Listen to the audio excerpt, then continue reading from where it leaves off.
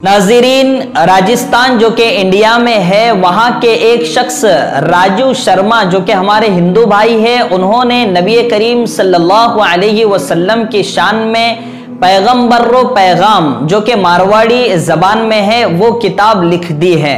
जब उनका इंटरव्यू लिया गया तो उनसे पूछा गया कि इसका मकसद क्या है, आपने नबी करीम सल्लल्लाहु अलैहि वसल्लम की शान में किताब क्यों लिखी? तो उन्होंने कहा कि ये एक अमन के पैगंबर थे, अमनो सलामती के पैगंबर थे, इसलिए मैंने उनकी शान में किताब लिखी। फिर उन्होंने दूसरी बात बहुत अहम कही जो कि वसीम रज़वी जैसे मनहूस को सुनाने के काबिल है, और कहीं ना कहीं उसके मनहूस चेहरे पर ये बेहतरीन थप्पड़ है। राजू शर्मा जो हमारे हिंदू भाई है उनका, उन्होंने कहा कि कुरान भी अमन का पैगाम है और कुरान में एक भी आयत अमनो सलामती के खिलाफ नहीं है, और कुरान में एक भी आयत आतंक को बढ़ावा देने वाली नहीं है।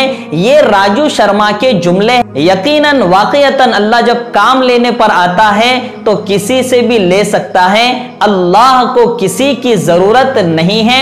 इसलिए कुरान पर हमारा ईमान है, कुरान पर हमारा अकीदा है, कुरान का एक एक हर्फ, एक एक नुक्ता, एक एक लफ्ज अमन का पैगाम है, ना कि आतंक का पैगाम है।